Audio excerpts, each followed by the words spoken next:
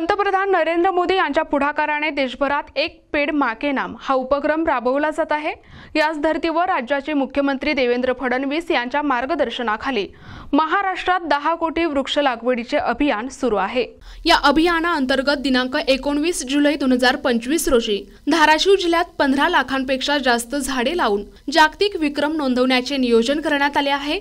या महत्त्वाकांक्षी मोहिमेत नागरिकांनी सक्रिय सहभाग घेऊन जिल्हा प्रशासनाला सहकार्य करावे आणि हरित धाराशिव करण्याचा निर्धार करावा असे आवाहन मुख्यमंत्री देवेंद्र फडणवीस यांनी केले आहे।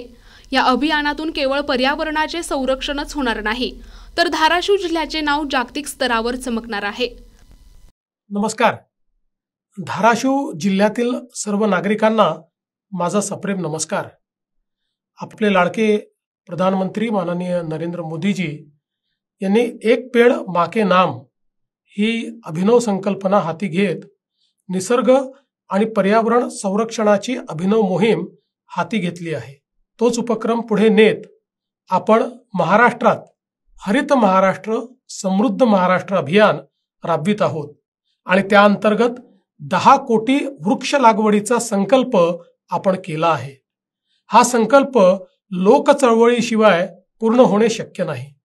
मला आनंद आहे की धाराशिव प्रशासनाने एकाच दिवशी 15 लाखापेक्षा अधिक वृक्षारोपणाचा संकल्प करून जागतिक विक्रमाचा निश्चय केला आहे। यासाठी मी सर्वांचे अतिशय मनापासून अभिनंदन करतो।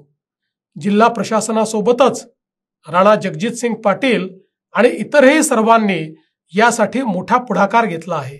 जिल्ह्यातील 234 ग्रामपंचायती 10 नगर परिषदा एकत्रित आल्या आहेत। वन विभागाने घनवन पद्धतीने हे वृक्षारोपण करण्याचे ठरविले आहे। या उपक्रमात सहभागी सर्व अधिकारी आणि लोकप्रतिनिधी तसेच शिक्षक, विद्यार्थी, स्वयंसेवी संस्था आणि प्रत्येक नागरिकाचे मी पुन्हा एकदा अभिनंदन करतो। सर्वांनी उत्साहाने सहभागी व्हा। हरित धाराशिव ही काळाची गरज आहे। पर्यावरणाचे संतुलन ही आपल्या सर्वांची जबाबदारी आहे।